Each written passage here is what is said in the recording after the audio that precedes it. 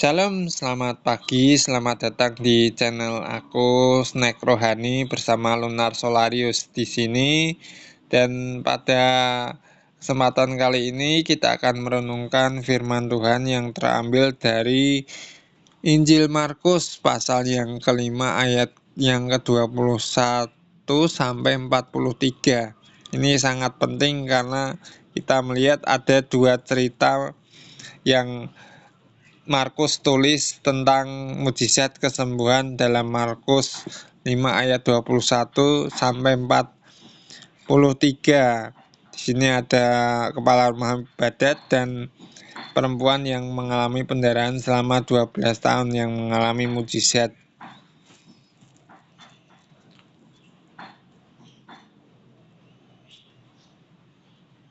Pasti, kamu udah dapet banget nuansa hangatnya dan cocok buat menarik perhatian penonton di awal video. Kalau yang kamu mau, aku bisa bantuin versi lengkap dari narasi pembuka itu dengan alur yang lebih runtut dan mengalir. Misalnya, salam sejahtera teman-teman semua. Selamat pagi dan selamat datang kembali di Snack Rohani. Bareng aku, Lunar Solarius. Akan merenungkan satu bagian firman Tuhan yang luar biasa dari pasal 5 ayat 21 sampai 43. Ini bukan sekadar tapi dua kisah yang saling terkait tentang kepala rumah ibadat yang putrinya sakit dan seorang perempuan yang sudah 12 tahun menderita. Keduanya mengalami perjumpaan dan dari sana kita bisa melihat bagaimana iman bekerja dalam ketekunan dan harapan. Kamu mau aku bantu terusin dengan isi renungannya juga? Ya, terusin ke isi renungan.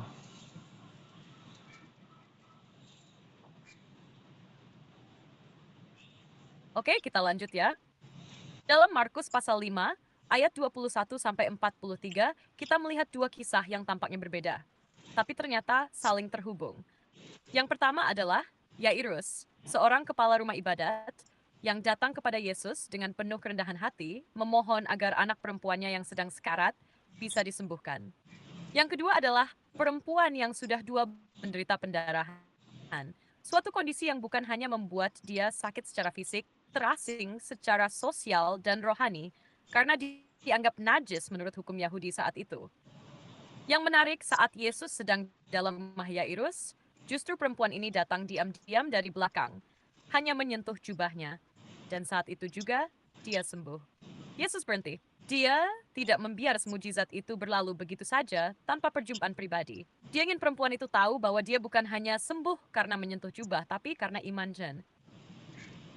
Lalu saat Yesus masih bicara, datang kabar bahwa anak Yairus sudah mati. Tapi Yesus tidak panik. Dia nyata dengan takut. Percaya saja. I see why everything mentologis something. Baik Yairus maupun perempuan itu sama-sama datang dalam kondisi terdesak.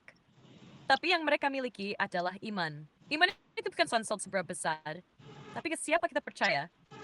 Dan Yesus menunjukkan bahwa dalam situasi yang menurut manusia sudah terlambat, dia tetap berkuasa. Nah, pesan pentingnya buat kita hari ini adalah ini.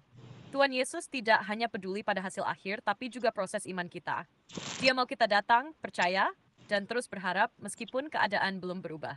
Entah kita seperti Yairus yang sedang menunggu pertolongan Tuhan, atau seperti perempuan yang sudah sangat lama bergumul, Tuhan tahu.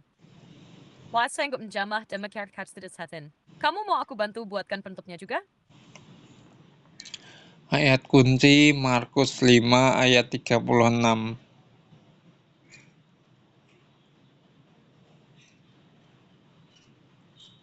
Pas banget.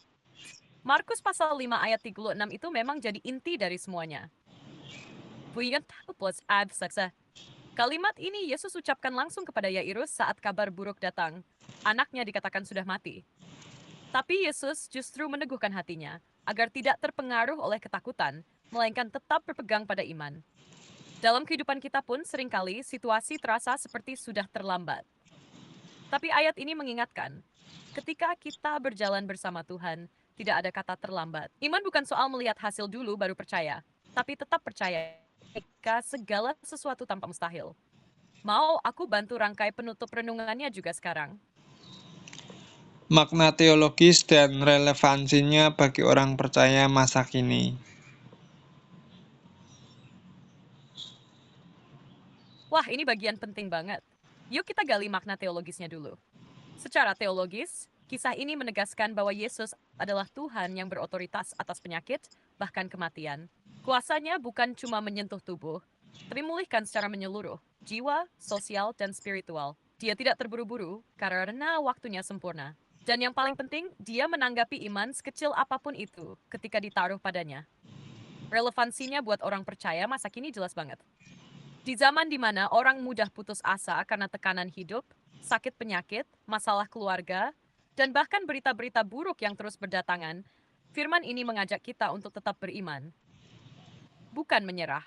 Jangan takut, percaya saya. Adalah seruan yang hidup buat kita hari ini. Ketika segala sesuatu tampak di luar kendali, Tuhan tetap memegang kendali. Kalau kamu mau, aku bisa bantu bungkus semuanya dalam satu penutup renungan yang hangat dan menyentuh. Now, Ilustrasi, kesimpulan, dan penutup.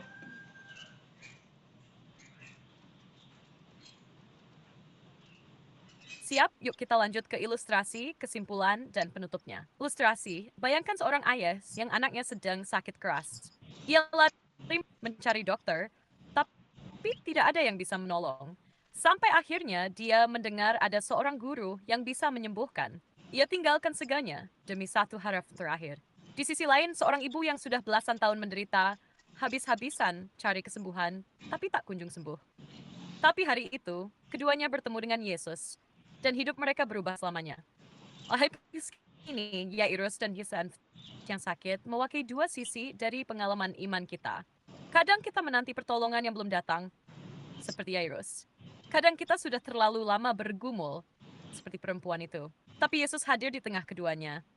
Bukan cuma untuk menyembuhkan, tapi untuk memulihkan hati yang percaya kepadanya. Dan Markus 5 ayat 36 menjadi pegangan. Jangan takut, percaya saja. Penutup, sahabat snack rohani, mungkin hari ini kamu sedang merasa lelah, kecewa, bahkan nyaris menyerah. Tapi ingat, Yesus tahu persis di manamu berada. Walau senin detak senambat, tetap percaya dan belum berubah. Karena saat kita menyerahkan ketakutan kita dan menggantinya dengan iman, mujizat bisa terjadi. Baik dalam bentuk jawaban doa, kekuatan baru, maupun damai yang tak tergoyahkan. What should impact in this entered friends listeners? Jangan lupa untuk like, share, dan subscribe agar renungan sederhana ini bisa jadi berkat buat lebih banyak orang. Sampai jumpa di episode Snack Rohani berikutnya. Tuhan Yesus memberkati. Mau sekalian aku bantu buatkan teks deskripsi dan ide thumbnail untuk videonya juga?